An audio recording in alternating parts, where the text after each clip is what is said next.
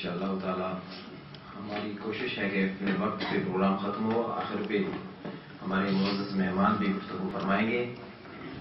تو انشاءاللہ آج ہم بڑے اہم موضوع پر گفتگو کریں گے. اللہ تعالی ہمیں صحیح طور پہ سمجھنے کی توفیق عطا فرمائے. تھوڑے تھوڑے اس طرف ہو جائیں تاکہ جو دوست باقی آنے والے ہیں جگہ تاکہ ہر طرف سے پر نظر آنی چاہیے.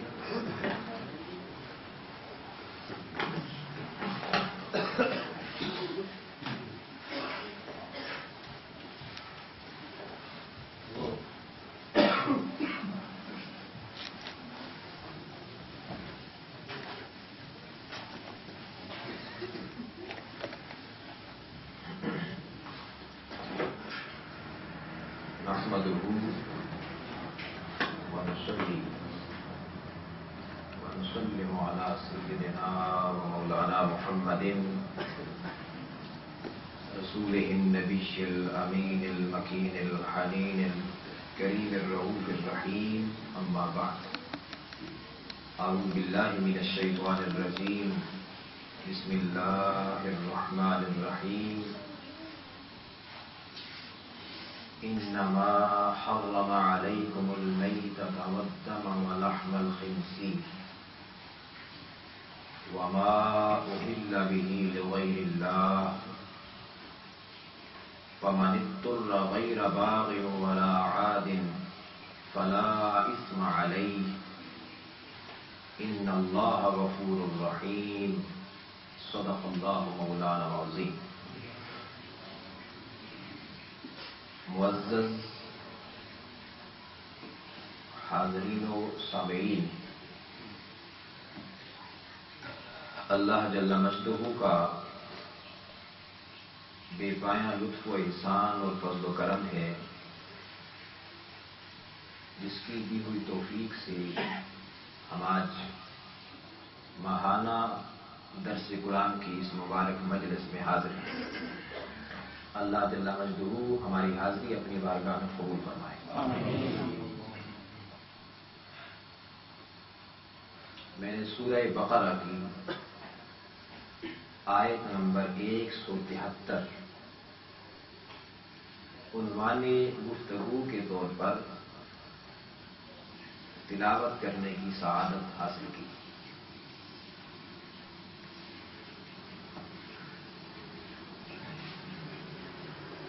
آج کا ہمارا موضوع انتہائی اہمیت کا حامل ہے. بہت تفصیل طلب ہے،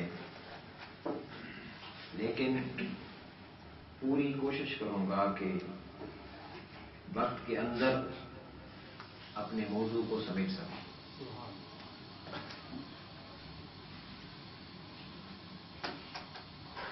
یہ آیہ کریمہ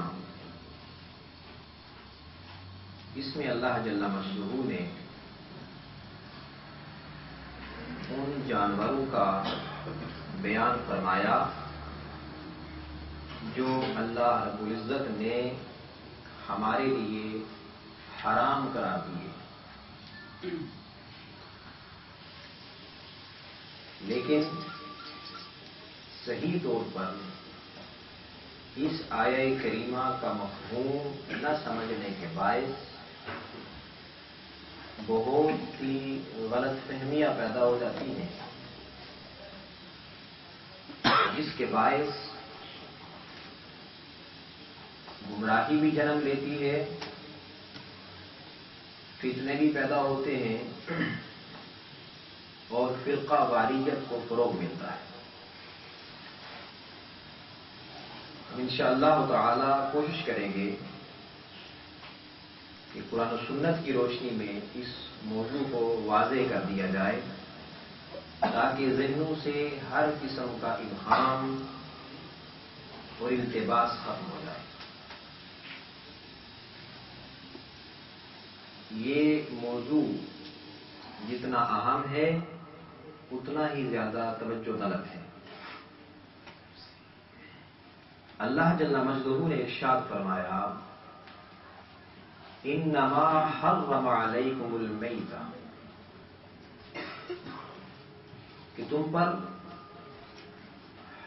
صرف حرام کیا گیا ہے، اللہ نے تمہارے اوپر حرام کیا ہے صرف مردار کو، والدم اور خون کو، ولحم الخنزیر اور سور کے گوشت کو، وما اہل بہ لغیر اللہ اور جس پر ذبح کے وقت اللہ کے سوا کسی اور کا نام لیا جائے۔ فمن اضطر غیر باغ ولا عاد فلا اثم علیہ، لیکن جو مجبور ہو اور مجبوری کی حالت میں یہ چیزیں استعمال کرنا پڑے تو فرمایا کہ وہ نہ ہی ان کا عادی ہو اور نہ ہی حد سے بڑھنے والا ہو، اس پر کوئی گناہ نہیں ہے۔ ان اللہ غفور الرحیم، بے شک اللہ بخشنے والا اور رحم فرمانے والا ہے۔ اس آیہ کریمہ میں ایک جملہ ہے وما اہل بہ لغیر اللہ، یہ جملہ سمجھنے والا ہے اور کسی پر گفتگو ہے۔ یہی بہت زیادہ غلط فہمیوں کا باعث بنتا ہے۔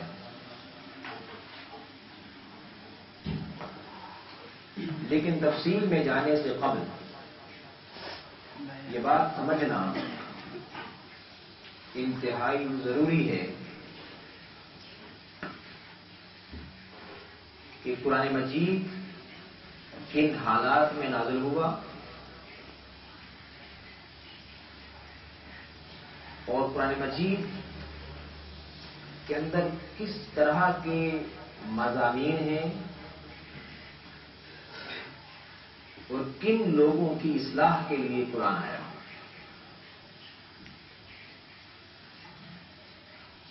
یہ تو بہت تفصیل طلب چیزیں ہیں، لیکن صرف چند جملوں میں اس بات کو سمجھنا ضروری ہے کہ قرآن مجید میں جو مضامین ہیں وہ چار طرح کے،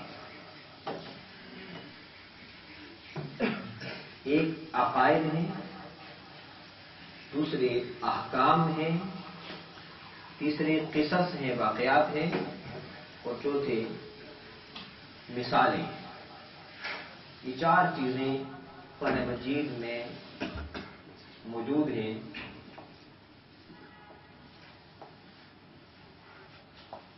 اور یاد رکھیے کہ چار ہی طرح کے لوگ تھے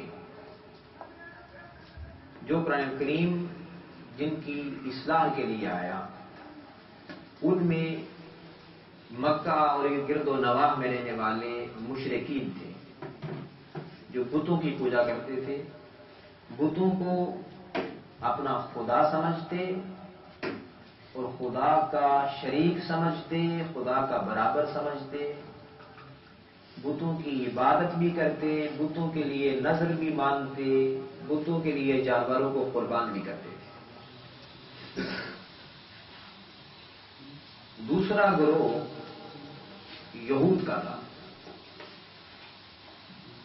یہود کے جہاں اعمال کے اندر فساد تھا وہاں ان کے عقائد بھی بگڑے تھے، اور قرآن مجید نے اس کی نشاندہی کی کہ وقالت الیہود عزیر ابن اللہ، کہ یہودی یہ کہتے ہیں کہ حضرت عزیر علیہ السلام اللہ کے بیٹے ہیں۔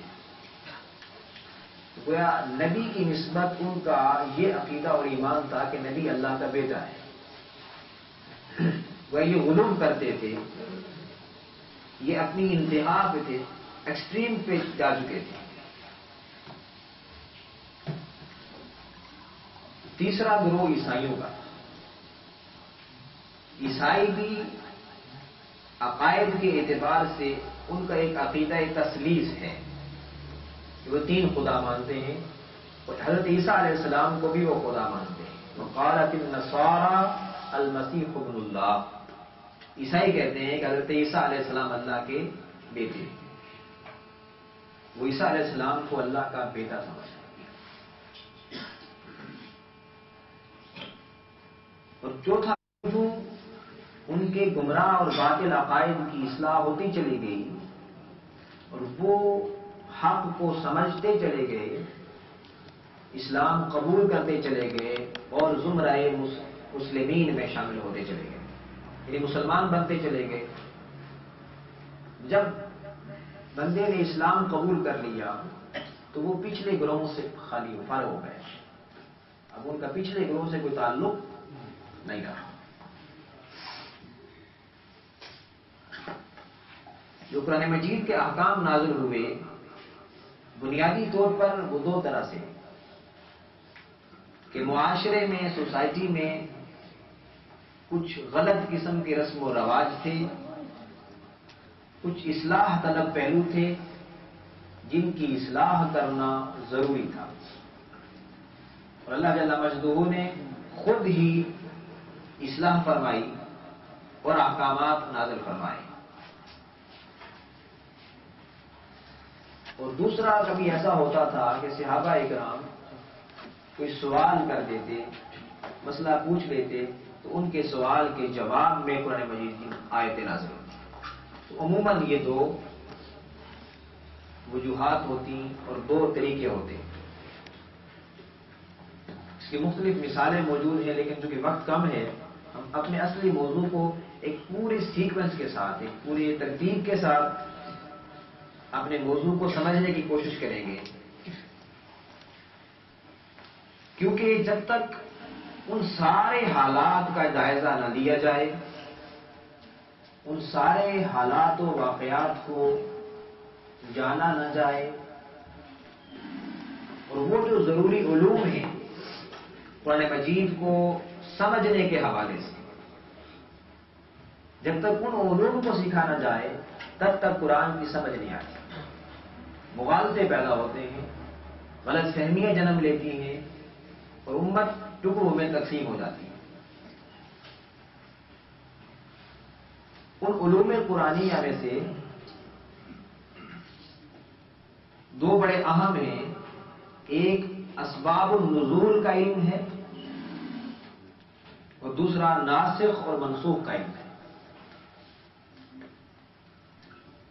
یہ چونکہ اصول کی بات ہے تو میں زیادہ تفصیل میں نہیں جاتا، کیونکہ ہر ایک کو یہ بات سمجھ شاید نہ آئے.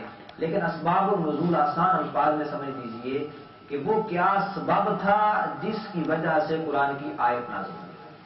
یعنی کوئی آیت جب نازل ہوئی تو وہ کس پس منظر میں نازل ہوئی، اس کا شان نزول اس کو بھی کہتے ہیں اور اسباب نزول بھی کہتے ہیں. ناسخ و منسوخ یہ ہوتا ہے کہ ایک آج حکم اللہ جل مجدہ نے اتارا، کچھ عرصے کے بعد اللہ پاک نے اپنی حکمت کے مطابق وہ حکم دائمی نہ تھا، وہ ایک خاص وقت کے لیے تھا، اور وقت گزرنے کے ساتھ، حالات بدلنے کے ساتھ اللہ جل مجدہ نے اس حکم کو تبدیل کر دیا اور ایک نئے حکم کے ذریعے اس کو ریپلیس کر دیا. اس کو کہتے ہیں ناسخ اور منسوخ. جو حکم بعد میں آنے والا ہو اس کو ناسخ کہتے ہیں، اور جو ختم کر دیا جائے، کینسل کر دیا جائے، اس کو منسوخ کہتے ہیں. اب یہاں دو چھوٹے چھوٹے واقعات ہیں، یعنی دو باتیں ہیں صحابہ اکرام کی، جن سے ہم بڑی اچھی طرح اس بات کو سمجھ سکتے ہیں کہ کس طرح ان چیزوں کا ہونا ضروری ہے. حضرت عمر فاروق رضی اللہ تعالیٰ عنہ نے ایک دفعہ حضرت عبداللہ ابن عباس رضی اللہ تعالیٰ عنہ سے پوچھا. حضرت عبداللہ ابن عباس، ان کو ترجمان القرآن کہا جاتا ہے، تو براہ راست آقا علیہ الصلوۃ والسلام سے انہوں نے قرآن سیکھا، ترجمان القرآن. لہذا آپ نے حضرت عمر فاروق رضی اللہ عنہ نے پوچھا سیدنا عبداللہ ابن عباس رضی اللہ تعالیٰ عنہ سے، پوچھا کہ امت میں اختلاف کیسے ہوگا، امت میں اختلاف کیسے ہوگا جبکہ ان کا نبی ایک ہے. یعنی ایک ہی نبی کے ماننے والے آپس میں اختلاف کیسے کریں گے. یہ تو بڑی سادہ اور واضح بات ہے کہ ہمارا نبی بھی ایک، ہمارا قرآن بھی ایک، ہمارا خدا بھی ایک، ہمارا دین و شریعت بھی ایک، تو اختلاف تو نہیں ہونا چاہیے. سیدنا فاروق اعظم رضی اللہ عنہ نے جب پوچھا تو آپ نے جواب دیا، وہ جواب سننے والا ہے. آپ نے فرمایا کہ ہم پر قرآن نازل ہوا، یعنی ہمارے سامنے نازل ہوا آقا علیہ السلام پر، اور ہم نے قرآن سیکھا. ہمارے سامنے قرآن نازل ہوا اور ہم نے اس قرآن کو سیکھا اور سمجھا، اور ہمیں ہر آیت کے بارے میں معلوم ہوا کہ یہ آیت کس بارے میں نازل ہوئی. ہمیں ہر آیت کے بارے میں معلوم ہے کہ یہ آیت کس پس منظر میں، کس بیک گراؤنڈ میں اور کس بارے میں نازل ہوئی. لہذا جو ہم سے بعد میں آنے والے لوگ ہوں گے انہیں اس چیز کا علم نہ ہوگا کہ یہ آیت کس بارے میں نازل ہوئی، لہذا وہ آیت کسی اور بارے میں نازل ہوگی اور کسی اور طرف اس کو چسپاں کر دیں گے، جس کی وجہ سے امت میں اختلاف پیدا ہو جائے گا. امت میں اختلاف پیدا ہو جائے گا کہ جب وہ آیات کے نزول کا پس منظر نہیں سمجھیں گے، آیات کے نزول کا شان اور سبب نہیں سمجھیں گے، تو وہ اس سبب اور اس شان نزول اور اس پس منظر سے ہٹ کر جب بیان کریں گے اس آیت کو کہیں اور چسپاں کر دیں گے، تو اس سے امت میں اختلاف پیدا ہو جائے گا. یہ جواب حضرت عبداللہ ابن عباس رضی اللہ تعالیٰ عنہ نے دیا. دوسرا، ابو جعفر نحاس یہ فرماتے ہیں کہ جب حضرت علی المرتضیٰ رضی اللہ تعالیٰ عنہ کوفے میں داخل ہوئے تو اس وقت مسجد میں ایک آدمی کو دیکھا کہ جو واز کر رہا تھا. یہ بڑی قابل توجہ بات ہے.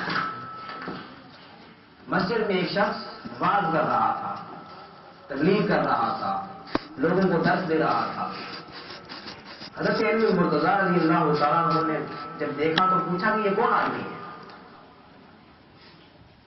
یہ آدمی کون ہے؟ تو جواب دیا گیا کہ یہ آدمی ایک واعظ ہے، یعنی واز کرنے والا ہے، اور یہ اس کا مقصد یہ ہے کہ لوگوں کو خدا کا خوف دلایا جائے اور لوگوں کو گناہ سے روکا جائے. مقصد آگے.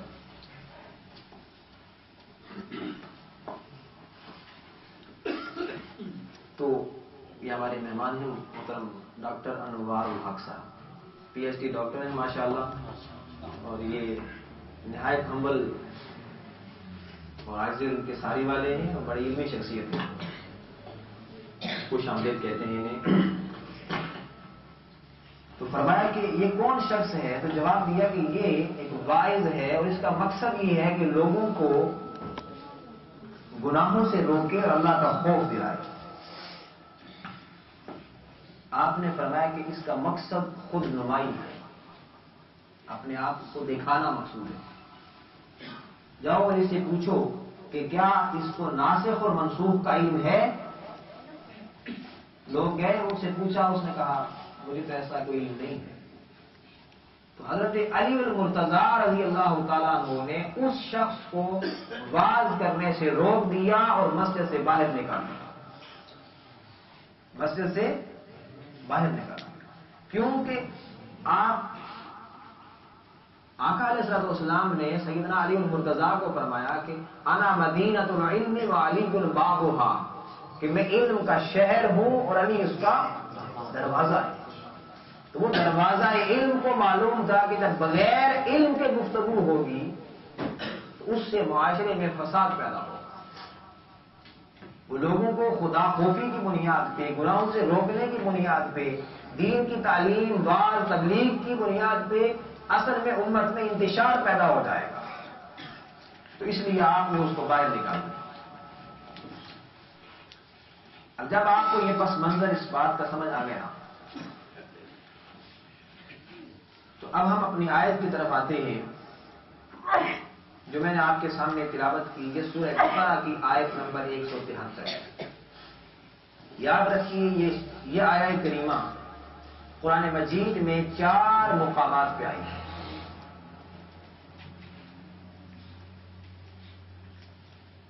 سورہ بقرہ کی یہی آیت نمبر 173، سورہ مائدہ میں آیت نمبر 3، سورہ انعام میں آیت نمبر 145 اور سورہ النحل میں آیت نمبر 115.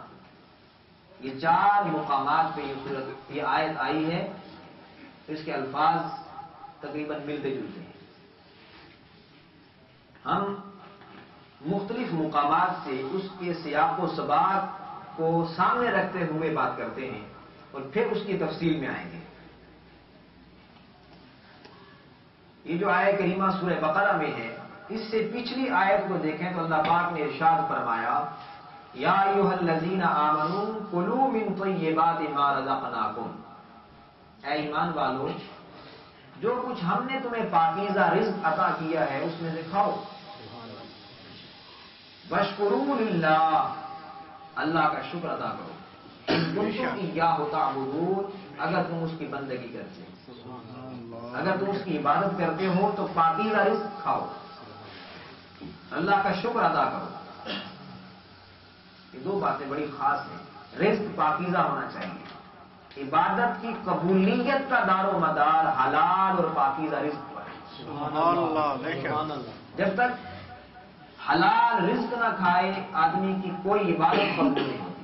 حدیث پاک میں ہے کہ جب بندہ حرام کا ایک لقمہ کھاتا ہے تو حرام کا ایک لقمہ انسان کے پیٹ میں چلا جائے تو 40 دن تک انسان کا کوئی عمل قبول نہیں ہوتا. اتنا بڑا اہم مسئلہ ہے حلال کمانا اور حلال کھانا، اور حلال کمانے کی، رزق حلال میں محنت کرنے کی اتنی تلقین کی گئی ہے کہ ہم اور آپ اس کا اندازہ نہیں کر سکتے. اور حدیث پاک میں یہاں تک آقا علیہ الصلوۃ والسلام نے فرمایا کہ جو ہنر مند مومن ہے وہ اللہ کو بڑا پسند ہے، جس کے پاس کوئی ہنر ہے.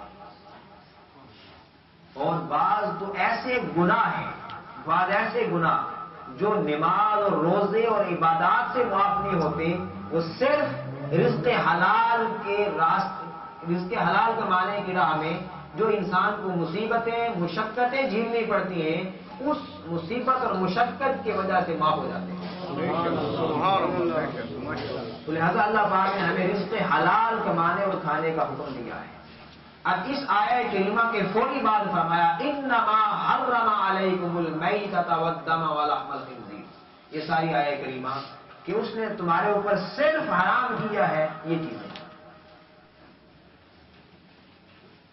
بات جانوروں کی آئی ہے، یہاں یاد رکھیے میتہ مردار جانور کی بات ہے، والدم خون یہ بھی جانوروں کا ہے، ولحم الخنزیر خنزیر کا گوشت، خنزیر جانور ہے، وما اہل بہ لغیر اللہ اور جس پر ذبح کے وقت غیر اللہ کا نام لیا جائے، اللہ کے سوا کسی اور کا نام لیا جائے، یہ بھی جانور ہے.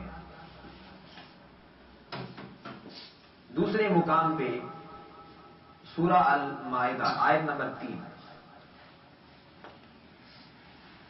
شروع سے جب اللہ پاک نے قربانی کی بات کی، شاعر اللہ کی بات کی، قربانی کے جانوروں کی بات کی، تو اس کے آگے فرمایا حرمت علیکم المیتۃ والدم ولحم الخنزیر وما اہل لغیر اللہ بہ، پھر والمنخنقۃ والموقوذۃ والمتردیۃ والنطیحہ. یہ سب جانور ہیں جو گر کے مر جائے، جو سینگ مارنے سے مر جائے، جو کسی چوٹ کے آنے سے مر جائے، جو گلا گھونٹ کے مر جائے. یہ سب جانور کہ کس کس طریقے سے جانور مر جائیں تو وہ حرام ہیں، اور جو اللہ کے علاوہ کسی اور کا نام لے کے ذبح کیے جائے تو وہ بھی حرام ہے. تو سب اب دیکھا آپ نے پس منظر کیا ہے، سارا جانوروں کی بات ہو رہی ہے کہ کس کس طرح کے جانور حرام کیے گئے. سورہ انعام میں یہ 8واں پارہ ہے، اس کی آیت نمبر 145 ہے.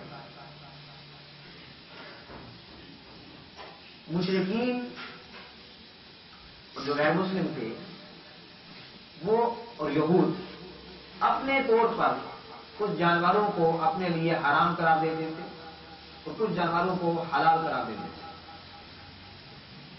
اللہ پاک نے مختلف جانوروں کا نام لے کے آپ میں سے ہر کوئی اپنے گھر جا کے پڑھے گا.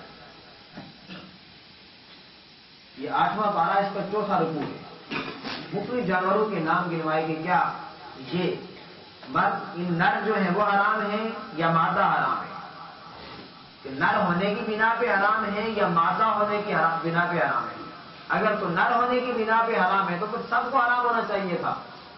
لیکن ان کا ایسا رویہ تھا کہ وہ اپنی مرضی سے حلال کرتے سمجھتے کسی کو، اپنی مرضی سے کسی کو حرام سمجھتے. یہ ساری تفصیل گنوا کے اللہ پاک نے فرمایا قل، میرے محبوب آپ فرما دیجئے لا اجد فیما اوحی الی محرما علی طاعم یطعمہ. فرمایا کہ میرے محبوب آپ فرما دیجئے کہ جو کچھ میری طرف وحی کیا گیا میں تو اس میں کسی کھانے والے پر ایسی کسی چیز کو حرام نہیں پاتا سوائے الا ان یکون میتا، سوائے اس کے کہ وہ مردار ہو، او دمن مسفوحا یا بہتا ہوا خون ہو، او لحم خنزیر فانہ رجس او فسق، یا وہ خنزیر کا گوشت ہو کہ یہ نجس ہے، ناپاک ہے، او فسقا اہل لغیر اللہ بہ، یا نافرمانی کا وہ جانور جو اللہ کے سوا کسی اور کے نام پہ ذبح کیا گیا. یہ آیت اسی پس منظر میں ہے کہ مشرکین جانوروں کے بارے میں کیا عقیدہ رکھتے تھے، کیا سوچ رکھتے تھے، اور انہوں نے اپنے من گھڑت تصورات کی بنا پہ کچھ جانوروں کو اپنے اوپر حرام کر رکھا تھا اور کچھ کو اپنے لیے حلال کرا دیا. اللہ پاک نے فرمایا کہ ایسی بات نہیں ہے، جو اللہ نے حرام کیے ہیں وہ یہ. بلکہ اس سے پہلے آٹھویں پارے کے شروع میں اللہ پاک نے فرمایا فَكُلُوا مِمَّا ذُكِرَ اسْمُ اللَّهِ عَلَيْهِ إِن كُنتُم بِآيَاتِهِ مُؤْمِنِينَ. فرمایا کہ جس پر اللہ کا نام لیا جائے اس کو کھاؤ اگر تم مومن ہو. اسی اگلی آیت میں فرمایا وَمَا لَكُمْ أَلَّا تَأْكُلُوا مِمَّا ذُكِرَ اسْمُ اللَّهِ عَلَيْهِ. تمہیں کیا ہو گیا ہے کہ تم اس کو نہیں کھاتے جس پہ اللہ کا نام لیا گیا ہے. وَقَدْ فَصَّلَ لَكُمْ مَا حَرَّمَ عَلَيْكُمْ. حالانکہ بات یہ ہے کہ تفصیل کے ساتھ جو کچھ تمہارے لیے حرام کیا گیا ہے وہ تفصیل اور وضاحت کے ساتھ بیان کر دیا گیا ہے. الا ما اضطررتم الیہ، سوائے مجبوری کی حالت میں وہ استثناء ہے. اسی آیت میں اسی آیت کا اگلا حصہ فرمایا وَإِنَّ كَثِيرًا، بہت سے لوگ ہیں لَيُضِلُّونَ بِأَهْوَائِهِمْ بِغَيْرِ عِلْمٍ، کہ وہ لوگوں کو بغیر علم کے اپنی خواہشات کی بنیاد پہ گمراہ کرتے ہیں. قرآن کہہ رہا ہے بہت سے لوگ ہیں. اب یہ بات حلال و حرام جانور کی ہو رہی ہے، اور جس جانور پہ اللہ کا نام لے کے اس کو ذبح کیا جائے اس کو کھانے کی بات ہو رہی ہے، حکم دیا جا رہا ہے، اور بلا وجہ اس کو حرام سمجھنے سے روکا جا رہا ہے. اور اس سے آگے اللہ پاک نے خود فرمایا کہ بہت سے لوگ ہیں جو بغیر علم کے اپنی خواہشات نفس کی بنیاد پہ لوگوں کو گمراہ کرتے پھرتے. ان ربک هو اعلم بالمعتدین، بے شک آپ کا رب حد سے بڑھ جانے والوں کو جانتا ہے.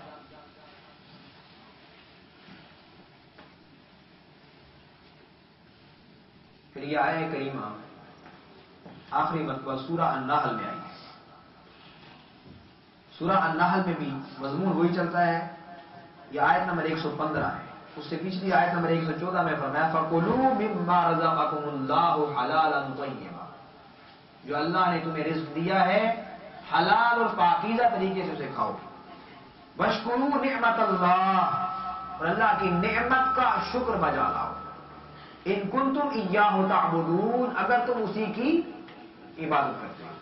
یہ فرمانے کے بعد فرمایا إِنَّمَا حَرَّمَ عَلَيْكُمُ الْمَيْتَةَ وَالدَّمَ وَلَحْمَ الْخِنزِيرِ وَمَا أُهِلَّ لِغَيْرِ اللَّهِ بِهِ. یہ پوری آیت وہ آیت ہے. یہ چیزیں، یہ خون، مردار، خنزیر کا گوشت اور جو اللہ کے سوا کسی اور کے نام پہ ذبح کیا گیا وہ حرام ہے.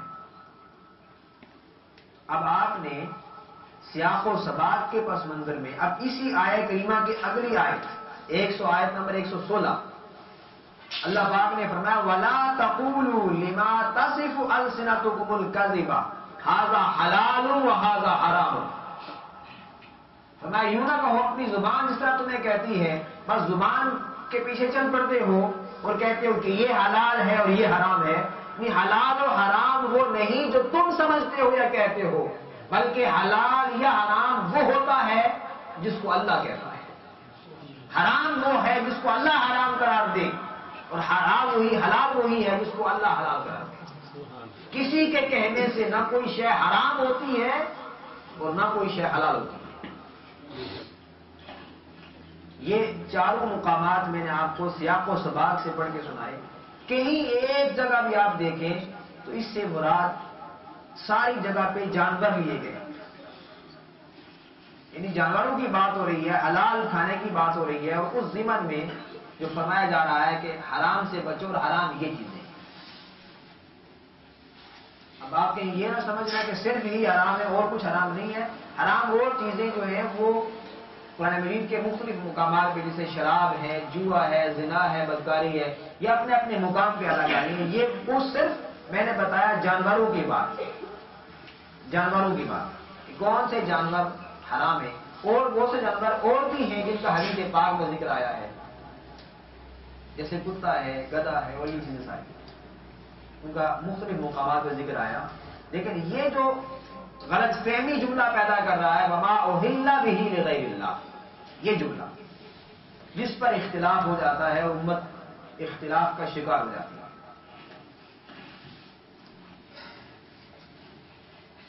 اب اس آیہ کریمہ کی ہم تشریح کرتے ہیں، اور تشریح جو میں کروں گا وہ غلط ہو، سمجھ لیجیے یہ بات۔ اگر میں اپنی طرف سے تشریح کروں غلط ہوگی، ایسا نہیں کہ بس میں آپ، اسی لیے میں قرآن مجید سامنے رکھتا ہوں اور جو حوالہ جات ہیں سارے سامنے رکھ کے، تاکہ آپ میں سے ہر شخص جان سکے کہ میں اپنی طرف سے کوئی بات نہیں کروں گا۔ جو بات، جو تفسیر قرآن کی مفسرین کر چکے، صحابہ کر چکے، تابعین کر چکے، تبع تابعین کر چکے، وہی درست ہے۔ قرون اولا کے مفسرین کر چکے، ان کے بارے میں آقا علیہ السلام نے فرمایا خیر القرون قرنی ثم الذین یلونہم ثم الذین یلونہم، سب سے بہترین میرا زمانہ، پھر اس کے بعد، پھر اس کے بعد۔ تو جو تفسیر ترجمہ قرآن کا ان لوگوں نے بیان کر دیا ہے، آج کا ترجمہ تفسیر جو اس کے مطابق ہوگا وہ درست ہوگا، اور جو کوئی اس سے ہٹ کر کوئی نئی تفسیر، نیا ترجمہ کرے گا وہ غلط ہوگا۔ انہیں معیار آپ کے سامنے رکھا ہے کبھی، اسی لیے اللہ پاک نے اہل ایمان کی یہ شان بیان فرمائی کہ وہ اندھے اور بہرے ہو کر نہیں آیتوں پر گر پڑتے، کہ کسی نے آپ کو قرآن کی آیت سنا دی تو آپ نے سمجھا کہ واہ قرآن پڑھ دیا ہے، بس یہی قرآن کی بات حق ہے۔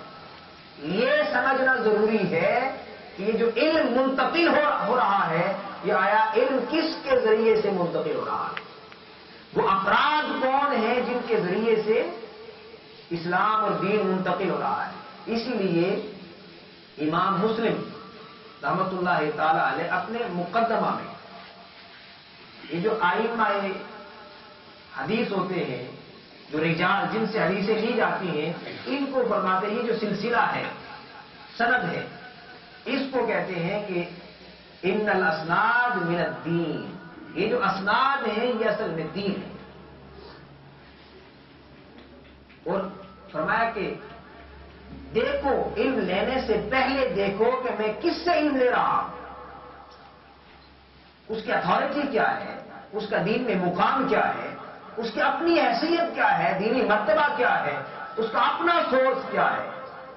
لہذا اگر اس کا درست سورس ہے تو وہ آپ کے سامنے بات دلائل کے ساتھ کرتا ہے، اپنی بات نہیں کرتا بلکہ صحابہ کی بات کرتا ہے، اور ان مفسرین کی بات جنہوں نے آج تک ہم تک دین صحیح اور درست طریقے سے پہنچایا۔ اگر کوئی ان کی بات کرتا ہے تو وہ بات درست ہے، اگر کوئی اپنی بات کرتا ہے، ملاوٹ کرتا ہے تو وہ غلط بات ہے۔ لہذا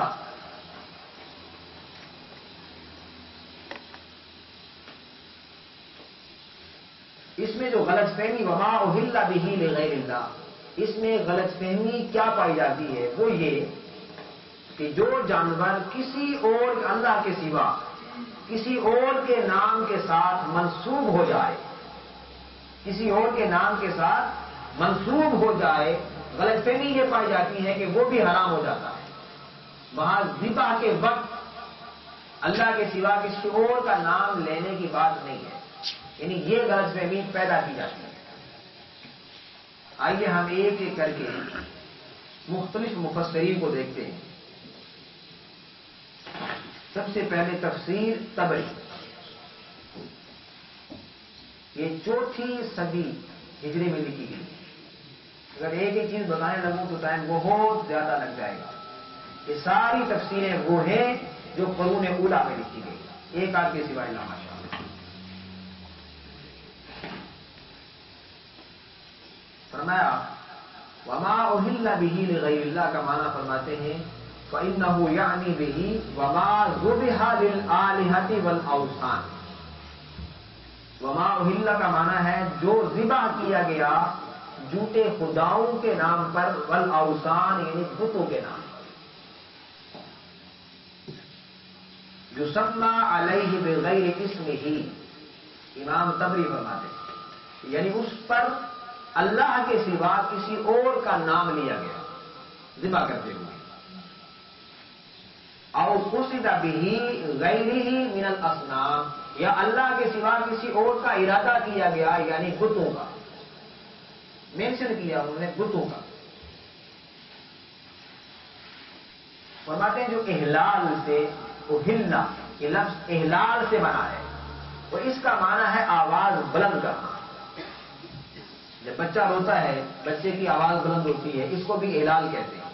یہ جو حاجی کہتے ہیں لبیک اللہم لبیک، اس کو بھی احلال کہتے ہیں، اور ایسا کہنے والوں کو محل کہتے ہیں کہ آواز بلند کرنے والے۔ فرماتے ہیں کہ یہ پھر آہستہ آہستہ ذبح کے معنی میں استعمال ہونا شروع ہو گیا اور ہر ذبح کرنے والے کو محل کہا جانے لگا۔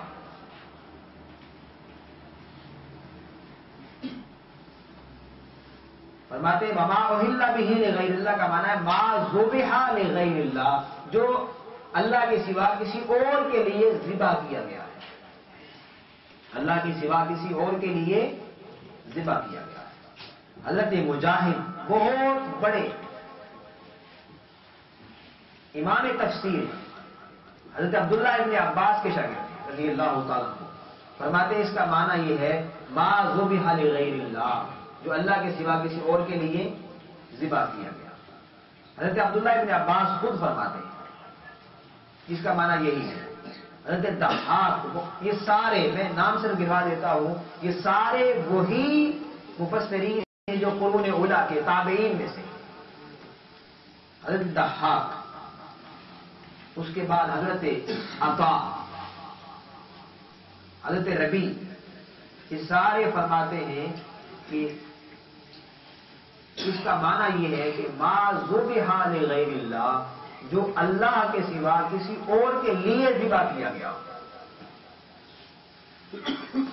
حضرت عطا کہتے ہیں ما ذبح لغیر اللہ۔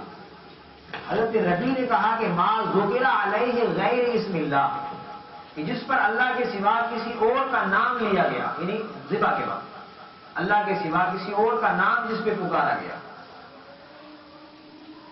دوسری تفسیر الکشاف، امام زمخشری نے 6 صدی ہجری میں لکھی، فرماتے ہیں اہل بہ لغیر اللہ کا معنی ہے ای رفع بہ الصوت للصنم، جس پر ذبح کے وقت آواز بلند کی گئی بت کے لیے۔ وذالک قول اہل الجاہلیہ، اور یہ دور جاہلیت میں لوگوں کا قول ہوتا تھا کہ دور جاہلیت میں لوگ بتوں کا نام بلند آواز سے پکارتے تھے ذبح کے وقت۔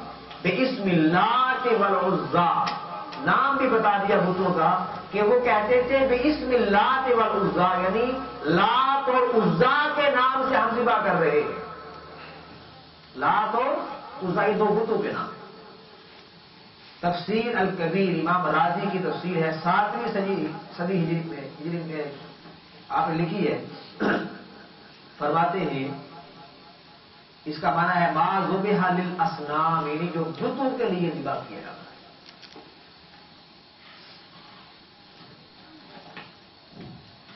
اب پھر آپ بڑی خاص بات فرماتے ہیں لو ان مسلما ذبح ذبیحہ، اگر کسی مسلمان نے جانور ذبح کیا وقصد بذبحها التقرب الى غیر اللہ، اگر وہ اس کے ذبح کرتے وقت کسی غیر اللہ کا قرب پانے کی نیت کرے کہ اس کو جانور کو ذبح کر کے میں اللہ کے سوا کسی اور کا قرب حاصل کروں گا، تو فرمایا سارا مرتدن، کہ وہ آدمی مرتد ہو جائے گا، اسلام سے خارج جائے گا۔ وَذَبِيحَتُهُ ذَبِيحَةٌ مرتد، تو اس کا جو ذبیحہ ہوگا، جو ذبح کیا ہوا جانور ہوگا، وہ مرتد کا جانور ہوگا۔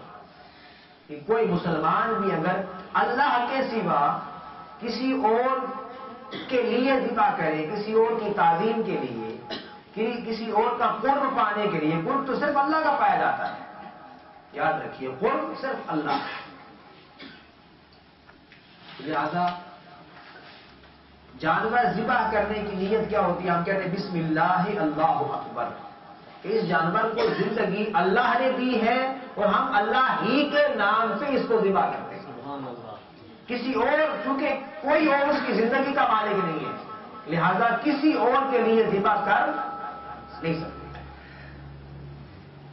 تفسیر الجامع لاحکام القرآن امام قرطبی نے لکھی ہے، یہ بھی 7ویں صدی ہجری میں، بہت بڑے امام ہیں، فرماتے ہیں ای ذکر علیہ غیر اسم اللہ تعالی، اس کا معنی یہ ہے اہل بہ لغیر اللہ کا، کہ جس پر اللہ کے سوا کسی اور کا نام پکارا جائے، انہیں ذبح کیا ہوا۔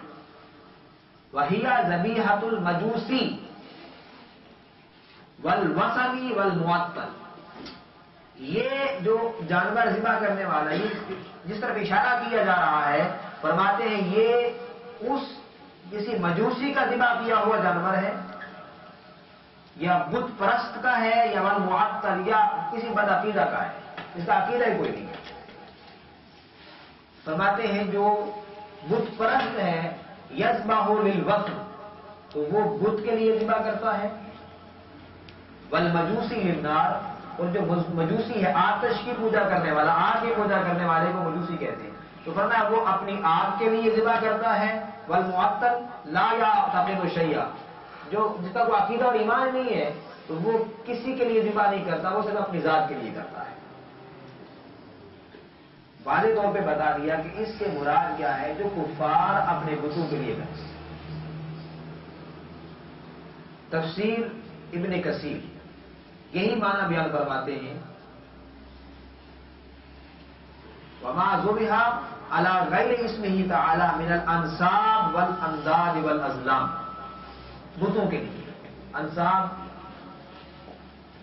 یہ اصل میں پتھر ہوتے تھے حرم کعبہ کے ارد گرد، انصاب، اور جو کفار تھے، مشرکین تھے، ان پتھروں پہ جا کے مختلف جانور ذبح کرتے تھے۔ اب اندازہ کر لیجئے، بات کو گہرائی سے سمجھنے کی کوشش کیجیے کہ حرم کعبہ کے ارد گرد انہوں نے پتھروں کے بت رکھے تھے، اور ان بتوں پہ جا کے، ان تھانوں پہ جا کے، ان جگہوں پہ اور مقامات پہ جا کے جانور ذبح کرتے تھے، اور اس کا مقصد یہ ہوتا تھا تاکہ بتوں کو خوش کیا جائے۔ تفسیر بیضاوی میں یہ فرماتے ہیں اے رفع بہ الصوت عند ذبحہ للصنم، اس کا مطلب یہ ہے کہ ذبح کے وقت بتوں کے لیے آواز بلند کی جائے۔ تفسیر جلالین اس کا معنی بھی یہی ہے، اے ذبح علی اسم غیرہ، کہ اللہ کے سوا کسی اور کے نام پر ذبح کیا جائے، اور احلال کا معنی فرماتے ہیں رفع الصوت، آواز بلند کرنا۔ وَكَانُوا يَرْفَعُونَهُ عِنْدَ الذَّبْحِ لِآلِهَتِهِمْ، اور جب کفار ذبح کرتے تھے تو وہ اپنے بتوں کا نام بلند آواز سے پکارتے تھے۔ تفسیر فتح القدیر امام شوکانی نے فرماتے ہیں وَالْمُرَادُ هُنَا مَا ذُكِرَ عَلَيْهِ اسْمُ غَيْرِ اللَّهِ كَاللَّاتِ وَالْعُزَّىٰ، یعنی غیر اللہ کا تصور بھی مفسرین سمجھائے جا رہے ہیں کہ غیر اللہ سے مراد کیا ہے۔ فرماتے ہیں ما ذکر علیہ اسم غیر اللہ، جس پر غیر اللہ کا نام پکارا جائے، کاللات والعزیٰ، جیسا کہ لات اور عزیٰ یعنی بت. تو غیر اللہ کا لفظ جہاں بھی قرآن مجید میں آیا ہے اس سے مراد اکثر جگہ پہ بت مراد دیے گئے. بعض جگہوں پہ کفار کے جو سردار ہیں، ان کے سردار وڈیرے، وہ بھی مراد ہیں، لیکن اکثر مقامات پہ اس سے مراد بت ہے. تفسیر بحر العلوم امام سمرقندی 4 صدی ہجری میں لکھی گئی. فرماتے ہیں وما اہل بہ لغیر اللہ کا معنی ہے اے ما ذبح بغیر اسم اللہ، کہ جو اللہ کے نام کے بغیر ذبح کر دیا گیا ہو. یہ بھی ساری تفسیر احلال، یعنی اس کا احلال کا معنی کیا ہے تفسیر بیان کرتے ہیں. تفسیر النکت والعیون امام ماوردی کی، معالم التنزیل امام بغوی کی، وہ بھی فرماتے ہیں اے ما ذبح للاصنام والطواغیت، جو بتوں کے لیے اور طاغوتوں شیطانوں کے لیے ذبح کیا گیا. امام نصفی کی تفسیر مدارک التنزیل، اس میں بھی فرماتے ہیں اے ذبح للاصنام فذکر علیہ غیر اسم اللہ، جو بتوں کے لیے ذبح کیا گیا اور اس کے اللہ کے علاوہ کسی اور کا نام پکارا گیا. امام خازن ما ذبح للاصنام والطواغیت، یہ وہی معنی بیان کرتے ہیں. امام ابو حیان البحر المحیط میں وما اہل بہ لغیر اللہ کا معنی اے ما ذبح للاصنام والطواغیت. تو یہ سارے کے سارے امام 14 تفاسیر کا مکمل میں آپ کے سامنے ایک وہ جو خاص معنی بیان کیا ہے، وہ ایک ہی معنی ہے کہ جو کفار، میں ایک ایک چیز آپ کو پڑھ کے اس لیے سنائی تاکہ آپ مطمئن ہو جائیں اور ایک ایک بات سمجھ میں آ جائے کہ امام اپنی طرف سے نہیں کر رہا، ہر امام تفسیر کہہ رہا ہے. ہر امام کہتے ہیں کہ اس سے مراد وہ جانور ہیں جو کفار اپنے بتوں کا نام لے کر ذبح کرتے تھے.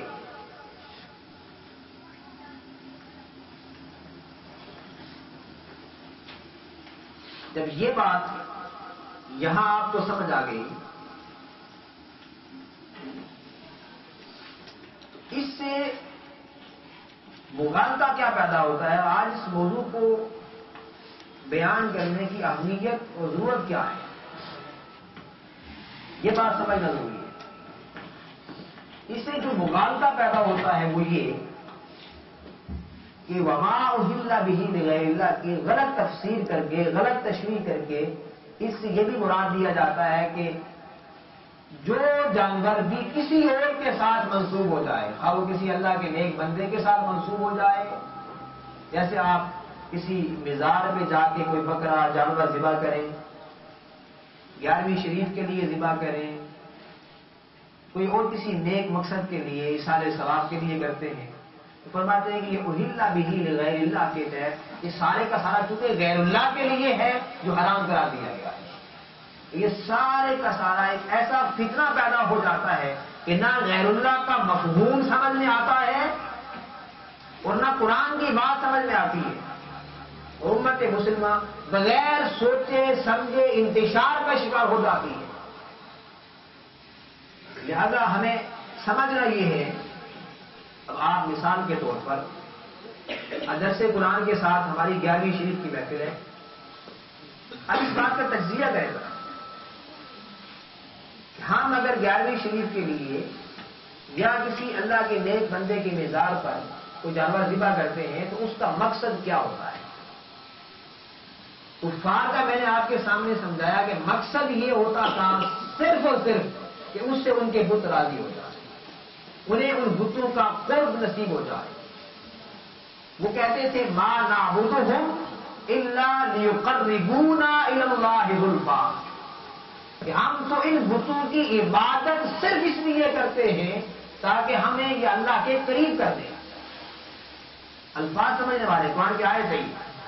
وہ کہتے ہیں ما نعبدہم الا لیقربونا الی اللہ زلفیٰ، ہم تو صرف اس لیے ان کی عبادت کرتے ہیں تاکہ ہمیں یہ اللہ کے قریب کر دیں. اللہ کے قریب ہونا اچھا عمل ہے، لیکن اس کے قریب ہونے کے لیے کسی اور کی عبادت جائز نہیں ہے. یہ بات سمجھنے والی. اللہ کا قرب پانے کے لیے کسی کی عبادت جائز، عبادت صرف اللہ کی. اسی لیے اس نے فرمایا واسجد واقترب، سجدہ کر، اس کے قریب ہو جا. اگر اس کا قرب پانا ہے تو عبادت بھی اسی کی ہو جائے. لہذا کسی اور کی عبادت کے ذریعے اللہ کا قرب نصیب نہیں ہو سکتا. اللہ جل مجدہ نے ان کے اس غلط عقیدے کا رد فرمایا ہے. میں کہ اللہ کا قرب اس طرح نہیں ملتا. قرب ملتا ہے اس کی عبادت کے ذریعے. ہاں، آپ اللہ کے نیک بندوں کی مجلس میں بیٹھیں، اللہ کے نیک بندوں کی صحبت اختیار کریں، ان کی اطاعت کریں، اتباع کریں، پیروی کریں، ان سے فیض لیں، ان کی گفتگو سنیں، ان کی زیارت کریں. حدیث پاک میں ہے خیارکم الذین اذا رؤوا ذکر اللہ، بہترین لوگ وہ ہیں جن کی زیارت کرنے سے اللہ یاد آ جاتا ہے. جن کی زیارت کرنے سے اللہ یاد آ جاتا ہے. تو اس کا مطلب یہ ہے کہ جب بندہ اللہ والوں کی زیارت کرے تو اس سے اللہ کی یاد تازہ ہو جاتی ہے. اور جب بندہ اللہ والوں کی صحبت اور سنگت میں بیٹھتا ہے تو اللہ کی مجلس اسے نصیب ہو جاتی ہے. بندے کو اللہ کی مجلس، چونکہ اللہ والوں کی مجلس اللہ کی مجلس ہے. اس لیے کہ جب اللہ والے ہوتے ہیں وہ اللہ والے پھر دنیا کا ذکر نہیں کرتے. اللہ والے دنیا کا ذکر نہیں، وہ پھر اللہ کا ذکر کرتے ہیں. اور حدیث قدسی ہے کہ میں تو اس بندے کے ساتھ ہوتا ہوں جو میرا ذکر کرتا ہے، جو میرا ذکر کرتا ہے. میں اس کا ہم جلیس ہوتا ہوں، ہم مجلس ہوتا ہوں. اب یہاں ایک بات بڑی سمجھنے والی ہے. اللہ فرماتا ہے کہ میں اس کے ساتھ بیٹھتا ہوں، ہم جلیس ہوتا ہوں جو میرا ذکر کرتا ہے. کیا اس کو آپ معاذ اللہ جسمانی طور پہ تصور کریں گے کہ معاذ اللہ تعالیٰ جسمانی اعتبار سے ہمارے اندر بیٹھتا ہے؟ ایسا سمجھنا بھی تو کفر ہے. ایسا سمجھنا بھی کفر ہے. اللہ اپنی شان کے مطابق کیسے ہے اس کی ہمیں سمجھ نہیں آتی. اس کی توجہ ہے، اس کی برکات ہے، اس کی رحمتوں کا نزول ہے. لہذا جب بندہ اس کا ذکر کرتا ہے وہ اس کی رحمتوں میں رہتا ہے، اس کی رحمت کے پردوں میں رہتا ہے. اور فرشتے اس محفل کو، مجلس کو ڈانپ لیتے. تو اس طرح یہ تصور کرنا کہ اللہ پاک جسمانی اعتبار سے ہمارے اندر موجود ہے، بیٹھا ہے، یہ جائز نہیں. ہم تو ہمیشہ بات بھلائی کی کرنی چاہیے، خدا خوفی کی بات کرنی چاہیے. ہم تو کئی ایسے دوست احباب بھی ہوتے ہیں جو ایسے ایسے موضوع کو چھیڑ دیتے ہیں جو اگر معاذ اللہ ہم خدا کے لیے کہنا چاہیں تو وہ کوئی خدا کے لیے بھی ثابت نہیں کر سکتا.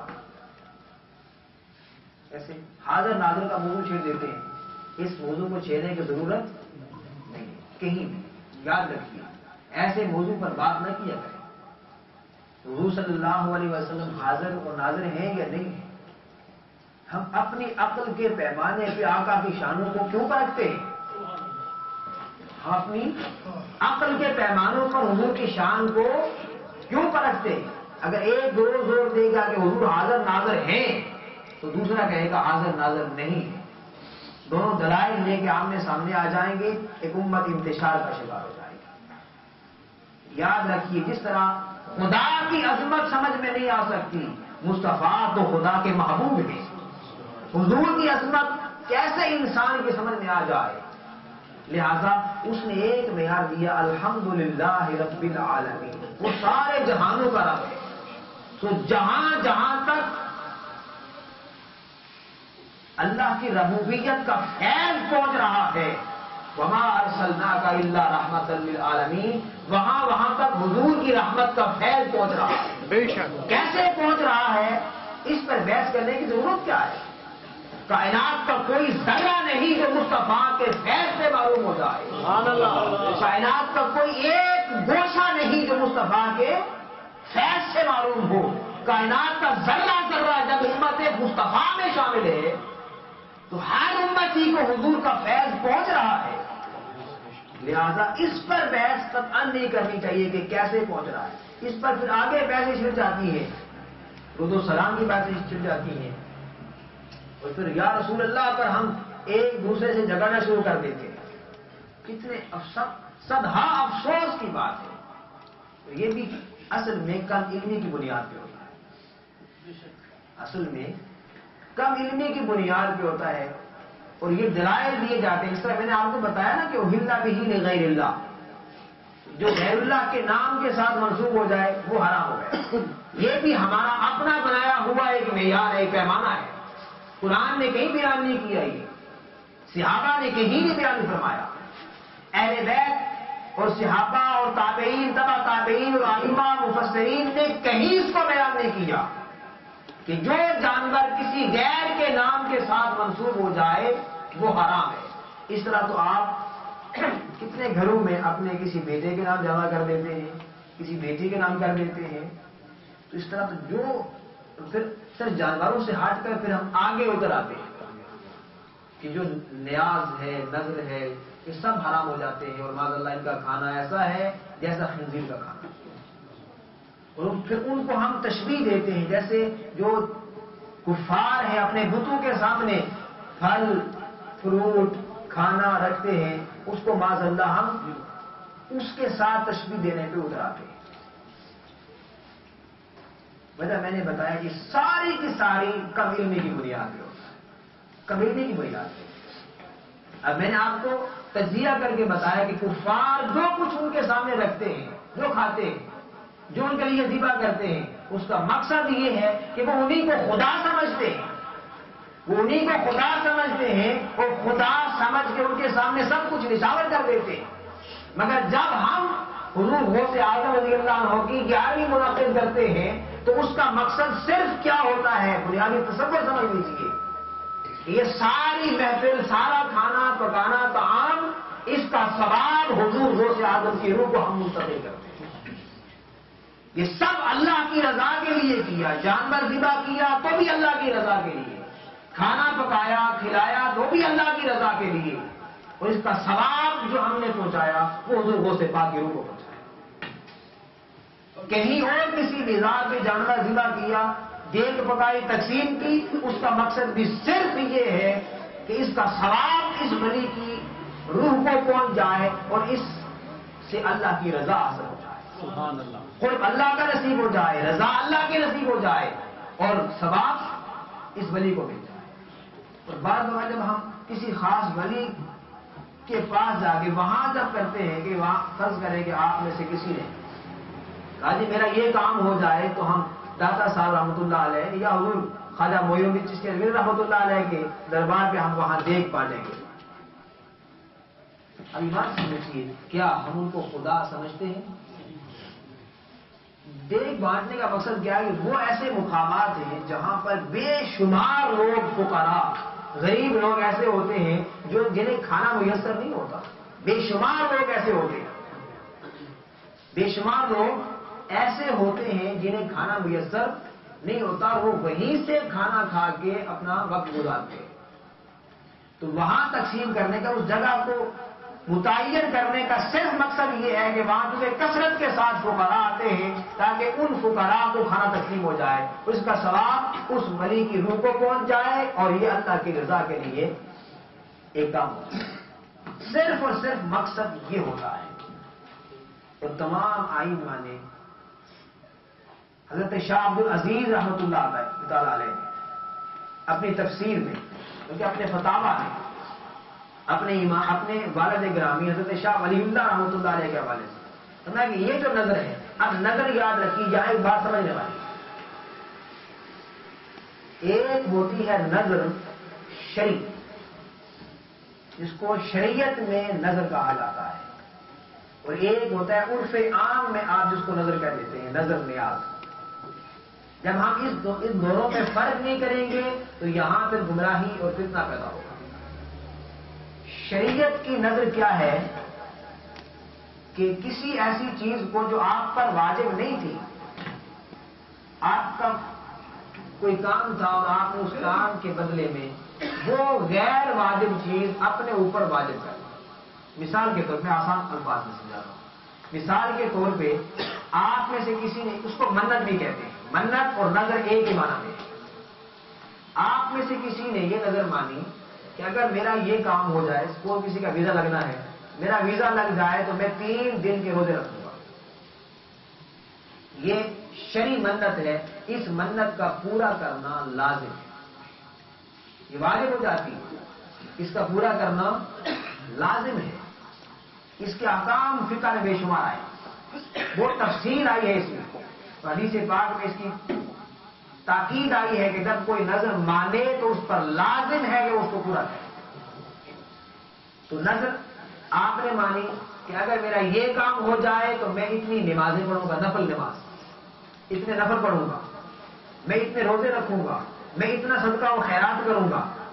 تو یہ ساری وہ, میں غریبوں کو اتنے پیسے دے دوں گا, غریبوں کو اتنے وقت کا کھانا کھلا دوں گا, غریبوں کو کپڑے پہنا دوں گا, یہ ساری یا قرآن مجید کی تلاوت کروں گا, یا آقا علیہ السلام پر درود و سلام بھیجوں گا. ہر نیک کام کی نظر مانی جا سکتی ہے. جب آپ یہ نظر مانتے ہیں جس کو شرعی نظر کہا جاتا ہے, تو وہ نظر ماننے کے بعد پورا کرنا لازم ہوتا ہے شریعت کی طرف سے. اگر نہیں کریں گے تو اس کا کفارہ ہے. کفارہ وہی ہے جو قسم توڑنے کا ہے. لہذا جب یہ بات سمجھ آ گئی کہ نظر جو شرعی نظر ہے وہ ماننے کے بعد, اس کو منت بھی میں نے کہا منت کی, وہ ماننے کے بعد اس کو پورا کرنا لازم ہے. لیکن ایک عرف عام میں آپ اس کو نظر یا نیاز کہہ دیتے ہیں, وہ شرعی اعتبار سے نہیں ہوتی, لیکن وہ عرف عام میں مشہور ہے. اور مومنین کا جو کام یاد رکھیں, من رآہ المؤمنون حسنا فہو عند اللہ حسن. جس کو اہل ایمان, یہ حدیث ہے, حضرت عبداللہ ابن مسعود رضی اللہ عنہ فرماتے ہیں جس کو عام مومنین اچھا سمجھیں وہ اللہ کے ہاں بھی اچھا ہوتا ہے, وہ اللہ کے ہاں بھی وہ عمل اچھا ہوتا ہے. تو آپ عرف عام میں جیسے 11ویں کی محفل ہے, میلاد کی محفل ہے, یا اور کوئی اچھا کام ہے, جس طرح میں نے پہلے کام گنوائے, ان میں سے اگر کوئی کہتا ہے تو اس کا مطلب یہ نہیں کہ اس نے شرعی منت مانی ہے, وہ شرعی منت نہیں ہے, وہ عرف عام کی منت ہے, وہ نظر ہے, وہ نیاز ہے. اس کا مقصد بھی سیم یہی ہوتا ہے کہ ثواب پہنچانا کسی کو مقصود ہوتا ہے, وہ بھی اللہ کی رضا کے لیے ہوتا ہے. مقصود اس میں بھی اللہ کی رضا کا حصول ہے. آپ ایمان سے سوچئے, ادنا سے ادنا درجے کا مومن, کمزور سے کمزور تر ایمان رکھنے والا بھی کسی ولی کامل کو اپنا خدا نہیں سمجھتا, اپنا معبود سمجھتا, حتیٰ کہ کوئی ادنا سے ادنا مومن حضور کو بھی اپنا خدا نہیں سمجھتا. حضور اللہ کے محبوب ہیں, اس مقام پہ ہیں جہاں کوئی پہنچ نہیں سکتا, لیکن اس کے باوجود بھی کوئی حضور کے لیے بھی یہ تصور نہیں کر سکتا کہ وہ ہمارے معبود ہیں. لہذا یہ بات سمجھنا انتہائی ضروری ہے کہ اللہ کے علاوہ جو قرآن مجید میں الفاظ استعمال ہوئے من دون اللہ کے, یہ وقت زیادہ ہو رہا ہے, میں اس لیے صرف 2 مقامات سے کثرت کے ساتھ آپ قرآن مجید میں دیکھیں گے من دون اللہ کے الفاظ استعمال ہوئے ہیں یا غیر اللہ کے الفاظ استعمال ہوئے ہیں. معنی ایک ہی, صرف 2 مقامات سے. یہ تفسیر تنویر المقباس ہے, حضرت عبداللہ ابن عباس رضی اللہ عنہ کی تفسیر. یہ تفسیر حضرت عبداللہ ابن عباس رضی اللہ تعالیٰ عنہ کی ہے. سورہ اعراف میں یہ آیتیں تقریروں میں, خطابات میں, واعظ میں پڑھی جاتی ہیں, اور ان آیات کو اولیاء اللہ کے لیے بیان کیا جاتا ہے کہ معاذ اللہ اس سے مراد اللہ کے ولی ہیں. ثابت یہ کیا جاتا ہے کہ آپ جو مزارات پہ جاتے ہیں اور جا کے ان کو پکارتے ہیں اور دعائیں کرتے ہیں اور یہ کرتے ہیں اور وہ کرتے ہیں, تو وہ تو سنتے ہی نہیں ہیں, اور آپ وہاں کیوں جاتے ہیں؟ اور یہ اصل میں ایک تہمت لگائی جاتی ہے کہ آپ جا کے ان سے مانگتے ہیں. کوئی مسلمان ان سے مانگتا نہیں ہے. ہر مسلمان جب جاتا ہے تو یہی کہتا ہے بھائی تعالیٰ یہ تیرے نیک بندے ہیں, भाई ताला ये तेरे मकबूल और साले बंदे हैं, इनके वसीले से हमें ये अता हुआ। नाराए तकबीर, अल्लाहु अकबर, नाराए रिसालत, या रसूल अल्लाह, नाराए हैदरी, या अली। हर कोई यही कहता है, और अगर तो गलती से या जहालत की बुनियाद पे बराह रास्त उनसे कहता है तो वो गलती करता है। उसको समझाना चाहिए, उसको काफिर नहीं बनाना चाहिए। अगर कोई जहालत की बुनियाद पे ऐसा करता है, अब बेदार में जाके मैंने कई बार बताया है कि सजदा करना जायज। अगर किसी को आप सजदा करते हैं तो उसके दो माना है, या उसको खुदा समझते हैं या आप उसको बड़ा मुअज्जम समझते हैं। तो खुदा समझ के किसी को सजदा किया तो आपने शिर्क किया, कुफ्र किया।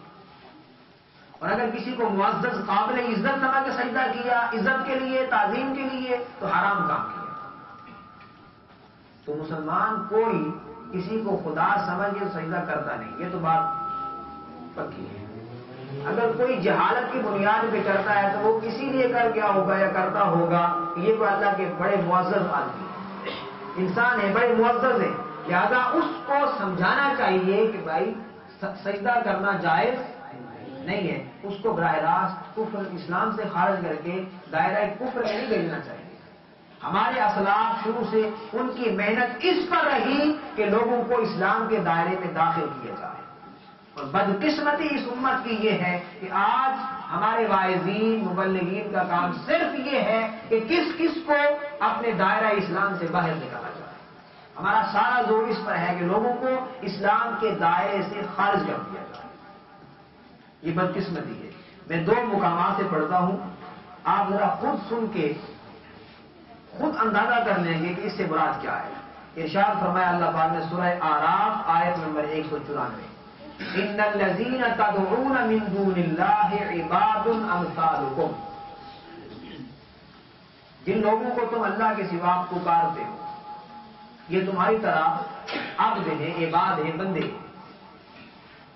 फदऊहुम फलयस्तजीबू लकुम इन कुंतुम सादिकीन, इनको पुकारो, इनको बुलाओ, ये तुम्हें जवाब दें अगर तुम सच्चे हो। मैंने तो यहां तक सुने अल्फाज सुने हैं, वो अल्फाज जुबान पे लाना गवारा नहीं किए जा सकते आका अलैहिस्सलाम की जाते अतहर के लिए। यहां तक एक साहब बयान कर रहे थे कि आप चले मेरे साथ, चले मेरे साथ, और जाके हम आका अलैहिस्सलाम की कब्र मुबारक पे जाके आवाज देते हैं। तो माज़अल्लाह अल्फाज इस तरह इस्तेमाल किए जाते थे, या मोहम्मद हमारी बात का जवाब दें। आप अल्फाज देखिए, मैं इसलिए कि आपको ये समझा इसलिए रहा हूं ताकि ये चीजें आप भी इस्तेमाल न करें, इस तरह का अंदाज जारिहाना आप भी इस्तेमाल न करें, और ऐसा करने वाले तबाही की तरफ जा रहे हैं। अल्फाज क्या थे कि ए मोहम्मद सल्लल्लाहु अलैहि वसल्लम, अगर आप जिंदा हैं, माज़अल्लाह आप जिंदा हैं तो आप मस्जिद नबवी में नमाज पढ़ाएं, आप जिंदा हैं तो मदीना शरीफ में टेलीविजन न चलने, आप जिंदा हैं तो ये करें। इस तरह के अल्फाज इस्तेमाल किए जाते और बड़े दावे के साथ कि अगर आवाज आ जाए तो सारा खर्चा और अखराजात और फलां में अदा करो। अब ईमान से सोचिए, ये दीन की बात है, ये ईमान की बात है, ये कुरान की बात है, कितनी बड़ी तबाही की बात है और उम्मत मुस्लिमा को तबाही की तरफ ले जाने की बात है। तो वो यही आया करीमा कोट करते थे, फदऊहुम फलयस्तजीबू लकुम, उन्हें पुकारो वो तुम्हें जवाब दें, इन कुंतुम सादिकीन, अगर तुम सच्चे हो।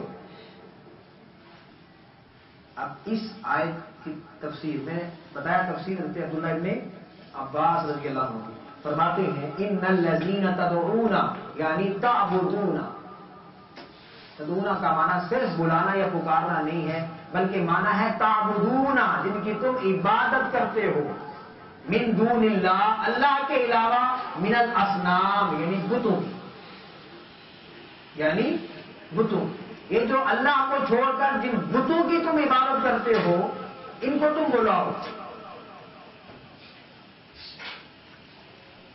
अब देखिए हज़रत अब्दुल्लाह इब्न अब्बास कुरान को ज्यादा समझते थे या हम ज्यादा समझते हैं?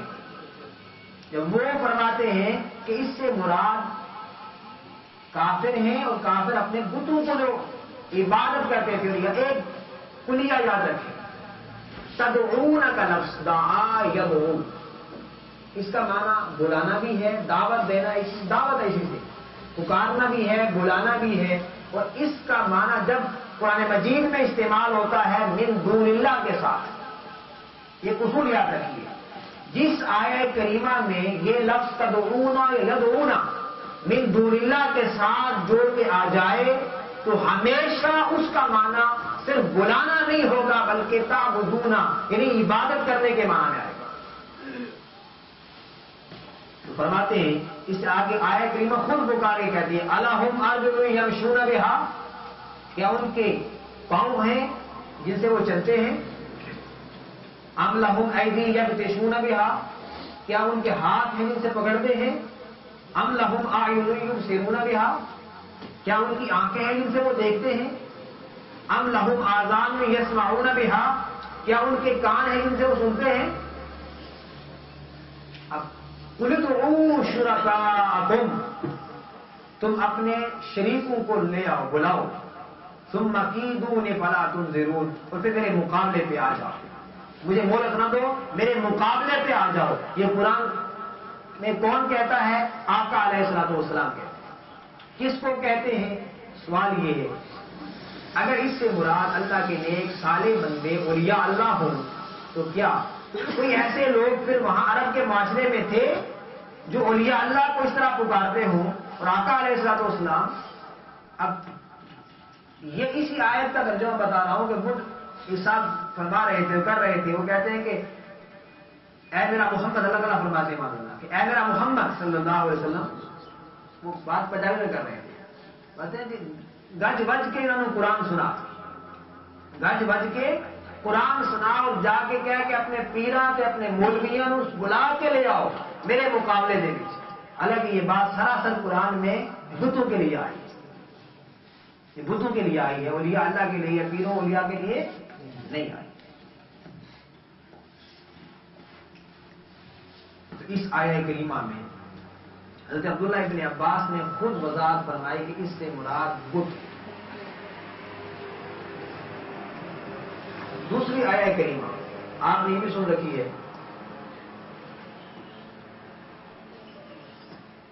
17واں پارہ ہے سورہ الحج، اس کی آیت نمبر 173، یا ایھا الناس ضرب مثل فاستمعوا لہ، لوگوں کے لیے ایک مثال بیان کی گئی ہے کہ میں اس کو غور سے سنو، ان الذین تدعون من دون اللہ، بے شک وہ لوگ جن کو تم اللہ کے سوا پکارتے ہو، جن میں نے بتایا تدعون کا معنی عبادت کا، ابھی وضاحت کر دیتا ہوں، پکارتے ہو، لن یخلقوا ذبابا ولو اجتمعوا لہ، اگر وہ سارے کے سارے جمع ہو جائیں تو ایک مکھی نہیں بنا سکتے، ایک مکھی نہیں بنا سکتے، بات درست ہے۔ وَإِن يَسْلُبْهُمُ الذُّبَابُ شَيْئًا لَا يَسْتَنقِذُوهُ مِنْهُ، اگر ان سے مکھی کوئی چیز چھین کے لے جائے تو وہ اسے واپس بھی نہیں کر سکتے۔ ضعف الطالب والمطلوب، طالب یعنی ان کا چاہنے والا اور جس کو چاہا جا رہا ہے کتنے کمزور ہیں۔ یہ آیہ کریمہ ہے، اس طرح کی بہت سی آیات ہیں، میں نے صرف 2 مثالیں دی ہیں کہ یہ پڑھ کے یہ سمجھا جاتا ہے کہ من دون اللہ یعنی اللہ کے جو علاوہ کوئی لوگ ہیں وہ اولیاء اللہ ہیں۔ قرآن نے ٹرم استعمال کی ہے، اپنے نیک صالح بندوں کے لیے اولیاء اللہ کا لفظ استعمال کیا ہے، اور اپنے دشمنوں کے لیے بتوں کے لیے اللہ نے من دون اللہ کا لفظ استعمال کیا ہے۔ ان دو میں زمین و آسمان کا فرق ہے، ان کو آپس میں ملا دینا، خلط ملط کر دینا، یہ انتہائی جہالت کا کام ہے۔ اب اس کی تفسیر حضرت عبداللہ ابن عباس بیان فرماتے ہیں، ان الذین تدعون یعنی تعبدون من دون اللہ من الاوثان، من دون اللہ کا معنی کیا ہے؟ من الاوثان یعنی بت۔ لن یخلقوا ذبابا، وہ مکھی نہیں بنا سکتے۔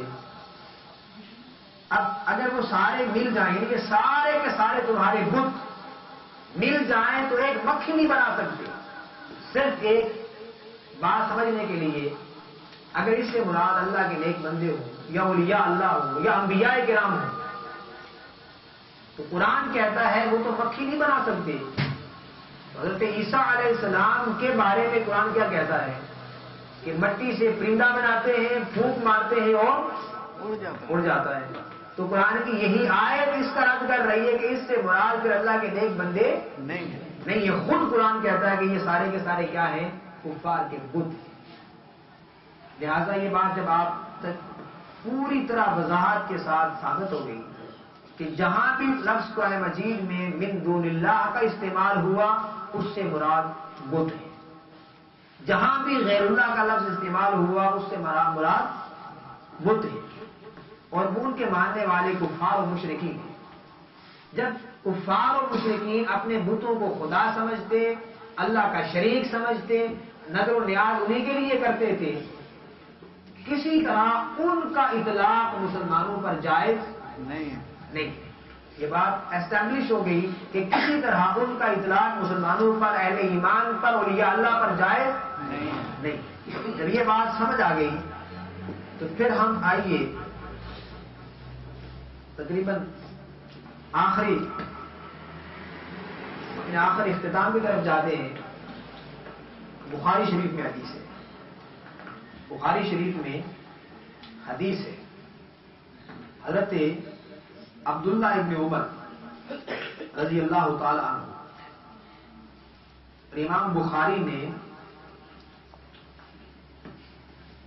اپنی کتاب میں اس باب میں نقل کی یہ حدیث، وما کان اللہ لیضل قوما بعد اذ ہداہم حتی یبین لہم ما یتقون. یہ سورہ توبہ کی ایک آیت ہے کہ اللہ پاک کی یہ شان نہیں ہے کہ وہ کچھ لوگوں کو ہدایت دینے کے بعد گمراہ کرتے. اللہ کی یہ شان نہیں ہے کہ وہ لوگوں کو ہدایت دینے کے بعد گمراہ کرتے. یہ باب پر قائم کیا ہے امام بخاری نے. اس کے نیچے یہ حدیث بیان کرتے ہیں کہ وکانا ابن عمر، کہ حضرت عبداللہ ابن عمر رضی اللہ تعالی عنہ یراہم شرار خلق اللہ، کہ حضرت عبداللہ ابن عمر ان لوگوں کو اللہ کی مخلوق میں بدترین سمجھتے تھے. بخاری شریف میں اللہ کی مخلوق میں سب سے زیادہ بدترین ان لوگوں کو سمجھتے. کون سے؟ وَإِنَّهُمْ انطلقوا إِلَىٰ آيَاتٍ نَزَلَتْ فِي الْكُفَّارِ، کہ جو آیتیں کفار کے لیے نازل ہوئی فَجَعَلُوهَا عَلَى الْمُؤْمِنِينَ، تو ان کا اطلاق مومنوں پر کرتے ہیں. حضرت عبداللہ ابن عباس، حضرت عبداللہ ابن عمر رضی اللہ عنہ ان لوگوں کو جو کہ قرآن مجید کی وہ آیات جو بتوں کے لیے نازل ہوئی ہیں ان کو اٹھا اٹھا کے اللہ کے نیک سارے بندوں مومنین پر چسپاں کرتے ہیں. فرمایا وہ اللہ کی مخلوق میں ذلیل ترین ہے اور شریر ترین ہے. لہذا جو اتنے شریر لوگ، یہ بات ثابت ہو گئی کہ مخلوق میں، امت مسلمہ میں فتنہ و شر پھیلانے والے وہی لوگ ہوتے ہیں جو قرآن مجید کی وہ آیات جو بتوں کے لیے نازل ہوگی ان کو اٹھا کے اللہ کے نیک بندوں پر چشمہ کرتے ہیں. یہ فتنہ و شر ہے، اس کا دروازہ بند کرنا چاہیے اور امت مسلمہ کو فتنہ و شر سے بچا کر ایک وحدت کی طرف لے جانا چاہیے تاکہ ایک یونٹی، اتحاد قائم ہو جائے. اور امت مسلمہ یہ اصل میں یہ اغیار کی سازش ہے، یہ اغیار کی سازش ہے. اغیار ان انگریزوں نے، غیر مسلموں نے بہت عرصہ تک تحقیق کی کہ اتنا زیادہ مسلمانوں کا خون بہایا گیا، ان کو ہمیشہ کئی بار شکست دی گئی تلوار کے زور پر، کئی بار، لیکن پھر یہ قوم زندہ ہو جاتی ہے. اس کی وجہ کیا ہے؟ تو اس نتیجے پر پہنچے کہ ان کا جو روحانی تعلق ہوتا ہے اولیاء اللہ کے ساتھ، یہ جو مراکز ہے اولیاء اللہ کے، جہاں اولیاء اللہ رہتے ہیں، اولیاء مدفون ہیں، ان مراکز کے ساتھ، ان اللہ کے نیک بندوں کے ساتھ اور بالخصوص تاجدار کائنات صلی اللہ تعالی علیہ وسلم کے ساتھ ان لوگوں کا اتنا گہرا تعلق اور رشتہ ہے یہ وہ رشتہ اور تعلق انہیں کبھی مرنے نہیں دیتا. اگر اس کو من حیث القوم ختم کرنا چاہتے ہیں، اس کو مٹا دینا چاہتے ہیں اور تباہ و برباد کر دینا چاہتے ہیں تو اس تعلق اور رشتے کو ختم کر دینا ہوگا. تو علامہ اقبال نے انگریز کی اس سازش کو اپنے اشعار میں بے نقاب کیا تھا. یہ فاقہ کش جو موت سے ڈرتا نہیں ذرا، روح محمد اس کے بدن سے نکال دو. اسلام کو دے کے فرنگی تخیلات، اسلام کو حجاز و یمن سے نکال. یہ جو فرنگی تخیلات دے کر مسلمانوں کے ذہنوں سے، دلوں سے ان مراکز کے ساتھ تعلق کمزور کیا جاتا ہے تاکہ مسلمان ڈرے کہ یہاں جانا بھی شرک ہو جائے گا، یہاں جانا بھی. حتیٰ کہ پھر جب بات چلتی ہے تو پھر یہاں تک نہیں رکا جاتا، پھر تو تاجدار کائنات صلی اللہ تعالی علیہ وسلم تک بات پہنچتی ہے کہ وہاں بھی جانا اور اس طرح وہاں بھی دعا کرنا معاذ اللہ شرک ہے. حالانکہ ایسی بات نہیں. دعا جب بندہ کرتا ہے، آپ ہر صاحب ایمان بیٹھے ہیں، جب آپ قبرستان پہ جاتے ہیں تو کیا کہتے ہیں؟ السلام علیکم یا اہل القبور. اب یہاں یا کا مسئلہ بھی حل ہو جائے گا. یا کی بات کی تھی نا. یا یہ ڈاکٹر صاحب بڑے اچھے طریقے سے یا کو جانتے ہیں کیونکہ یہ عربک سے الحمدللہ بڑے اچھے طرح متعارف ہے. اسلامی اسٹڈی میں بڑے اچھے اسٹڈی ہے ان کی. تو یا کا لفظ یعنی کسی کو بلانے کے لیے ان کو حروف ندا کہتے ہیں. جب کسی کو عربی میں جب بلاتے ہیں کسی کو تو اس کو حروف ندا کہتے ہیں. یہ 5 ہیں، ان میں سے ایک یا ہے. کچھ حروف ایسے ہیں جو صرف قریب کے لوگوں کے لیے استعمال ہو سکتے ہیں اور کچھ حروف ایسے ہیں جو صرف دور والوں کے لیے استعمال ہوتے ہیں. ان سے آپ قریب والوں کو نہیں بلا سکتے. لیکن یا ایک ایسا لفظ ہے جو قریب اور بعید دونوں کے لیے استعمال ہوتا ہے. یہ اپنی طرف سے، میں نے کہا نا، جب ہم ہر بات اپنی طرف سے کریں گے تو پھر مغالطے پیدا ہوں گے. یہ اپنی طرف سے استعمال کیا جاتا ہے کہ یا کا لفظ صرف اللہ کے لیے استعمال ہوتا ہے، کسی اور کے لیے استعمال نہیں ہوتا. جب شیخ صاحب آئے تو ہم کہیں السلام علیکم یا شیخ، وہاں تو یا استعمال ہم نے کر لیا. اگر پھر یہ کہیں کہ جو زندہ کے لیے تھا تو آئیے، جو مصطفیٰ نے ہمیں طریقہ سکھایا. جب قبرستان میں جاتے ہیں تو کیا کہتے ہیں؟ السلام علیکم یا اہل القبور، اے قبر والو تم پر سلام. جب قبر والوں کو تم نے یا کر کے السلام علیکم کہا تو یا خالی السلام علیکم کہہ دیتے تو بات نہ بنتی. لیکن یا اہل القبور یعنی مخاطب کر کے، ایک بندہ صدیاں پہلے فوت ہو گیا اور یہ سب آپ مجھے یہ بتائیے، آپ ایک ایسا بندہ جو جواب دینے کی اہلیت نہ رکھتا ہو، جواب نہ دے سکے. مثال کے طور پہ کوئی بندہ پیشاب کر رہا ہے، حکم ہے کہ اس کو آپ سلام نہ کریں. کوئی بندہ سویا ہوا ہے، آپ اس کو سلام. اگر قبر والے نہ سنتے تو پھر ان کو سلام دینے کا کوئی فائدہ ہوتا؟ کوئی فائدہ نہ ہوتا. تو حدیث پاک میں جب بندہ قبر والوں کو سلام کرتا ہے تو اگر تو وہ قبر والا اس کو جانتا ہے، زندگی میں تعلق تھا، واسطہ تھا، رابطہ تھا، جانتا تھا، اگر تو وہ اس کو پہچانتا بھی ہے، اس کے سلام کا جواب بھی دیتا ہے. سبحان اللہ. سلام کا جواب بھی دیتا ہے. اور اگر اس کو پہچانتا نہ تھا تو پہچان تو نہیں سکے گا، لیکن اس کے سلام کا جواب اس کو ضرور. اگر عام مومن کی، عام فوت ہو جانے والے کی یہ شان ہے کہ اگر دنیا میں تھوڑا بہت تعلق تھا، پہچان تھی، تو پہچان لیتا ہے. جو مصطفیٰ کے لیے مشرق سے مغرب اور شمال سے جنوب کسی مقام پہ کہے گا السلام علیکم ایھا النبی یا نبی سلام علیکم کہہ کے پکارے گا تو مصطفیٰ اسے کیوں نہیں پہچانے؟ کیوں نہیں پہچانے؟ صرف پہچان اسی کو نہیں جس نے دنیا میں تعلق قائم نہ کیا. بتا دیا نا کہ جب دنیا میں ہم ایک دوسرے سے تعلق نہیں رکھیں گے تو وہ آپ میں، ہم میں سے کوئی قبر میں چلا جائے تو اسے پہچانے گا نہیں. سو جنہوں نے مصطفیٰ سے تعلق توڑ لیا ہے، مصطفیٰ انہیں پہچانیں گے نہیں، انہیں تو رب نہیں پہچانے گا. فَالْيَوْمَ نَنْسَاهُمْ कमा नसू लिक़ा यौमिहिम हाज़ा, अल्लाह फरमाएंगे आओ आज मैंने तुम्हें बुला दिया है जिस तरह तुमने आज के दिन को बुला रखा था। तो जो रब को भूल जाते हैं रब उन्हें बुला देता है।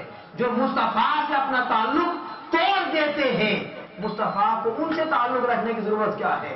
मुस्तफा सुनते भी उनकी हैं, ताल्लुक भी उन्हीं से होता है जो अपना ताल्लुक मुस्तफा से जोड़ लेते हैं। लिहाजा और फिर यहाँ एक बड़ा मुगलता, अब बड़ी अहम बात है। जो बंदा ये कहे कि दूर से पुकारना जायज नहीं है, क्योंकि दूर से पुकारना सिर्फ अल्लाह को जायज है। अगर कोई कहे कि दूर से सिर्फ अल्लाह को पुकारना जायज है, किसी और को पुकारना, ऐसा होता है? सुनते हैं आप? तो इसका मतलब ये है कि ये जुमला इस्तेमाल करने वाले का अकीदा ये है कि अल्लाह दूर है। ये जुमला इस्तेमाल करने वाले का अकीदा है कि अल्लाह दूर है। हमारा अकीदा तो है नहनु अक़रबु इलैहि मिन हब्लिल वरीद, वो तो शहरग से भी ज्यादा करीब है। बेशक लिहाजा अल्लाह के लिए दूर या कुर्ब की बात नहीं करते। हम तो हुजूर को समझते हैं कि आका अलैहिस्सलाम गुंबद खज़रा में तशरीफ फरमा है और रूहानी तवज्जो, फैज़, बरकत अपनी नबूवत और रिसालत के एतबार से सारी कायनात को फैज़ तकसीम फरमा रहे हैं। आपकी तवज्जो हर उम्मती के लिए है और सारी उम्मत के आमाल हुजूर को पेश किए जाते हैं, हुजूर को पेश किए जाते हैं। लिहाजा ये खुद को बोल का तसव्वुर जब हम अपने तखय्युल से बना लेंगे तो फिर तो हमारा अकीदा अल्लाह पर मुतज़ल्ज़ल हो जाएगा कि अल्लाह भी कोई दूर की बात है।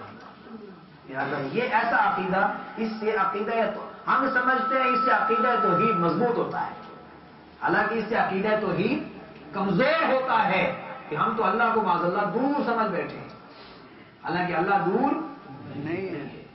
लिहाजा कोई दूर हो या करीब हो, दूर और नजदीक की बात ही नहीं है। दूर और नजदीक की बात ही नहीं है। ये दूर और नजदीक के झगड़े सिर्फ हमारे पैदा किए हुए हैं, वरना वो दूर और नजदीक की बात मैंने कई बार समझाई। हज़रत सारिया शहाबी थे, लश्कर के कमांडर थे, निहावत के मुकाम पे जंग कर रहे थे। सैयदना फारूक आजम मिंबर मस्जिद नबी के मिंबर पे खड़े और खुतबे के दौरान फरमाया, और कई लोग कहते हैं कि हदीस ही नहीं है।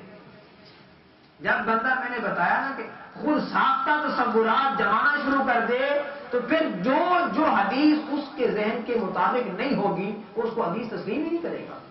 कंजुल उम्माल में हदीस है और वो हदीस हत्ता के शरा अकायद अन्नस्वी, ये हमारे अकायद की अहले सुन्नत की अकायद की ये किताब है, हर कोई पढ़ता है जो अपने आप को अहले सुन्नत समझते हैं, सारे पढ़ते हैं। उसमें ये बाकायदा तौर पर ये रिवायत बयान की गई है करामात के इस बात के तौर पर।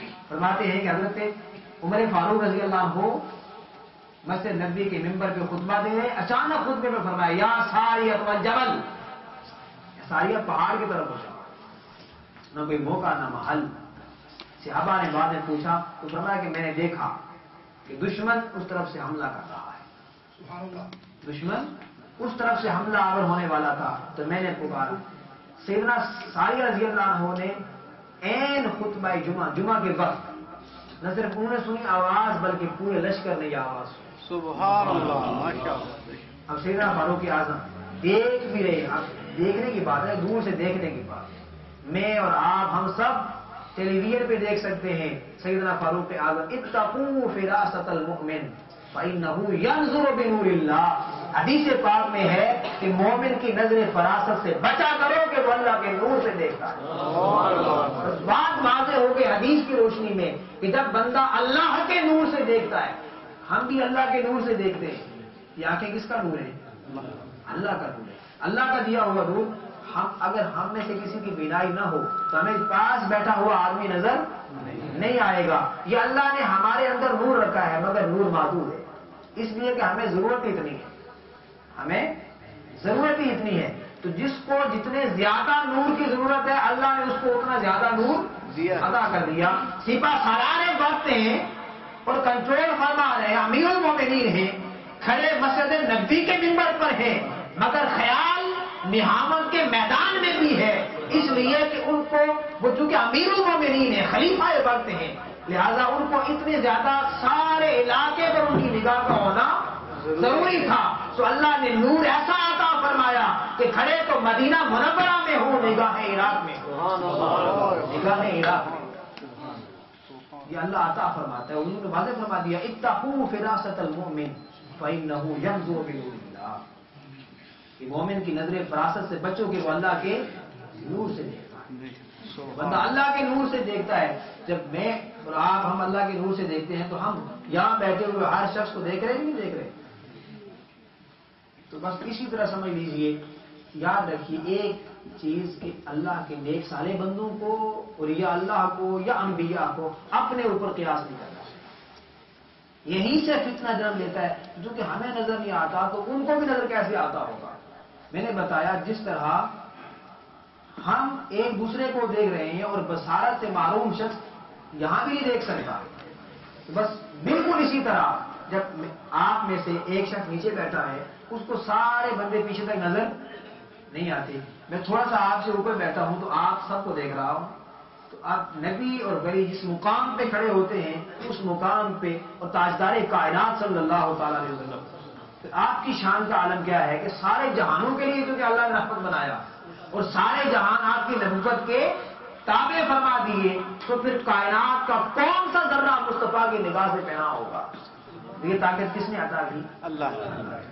اتنی طاقت رکھنے کے بعد حضور اللہ نہیں ہو گئے، اللہ کے محبوب ہو گئے. اگر حضور کی یا اللہ کے نیک بندوں کی عظمت کا عالم یہ ہے، ان کی صلاحیتوں کا عالم یہ ہے، ان کی نگاہوں کا عالم یہ ہے، تو پھر ہمارے رب کی نگاہ کا عالم کیا ہوگا؟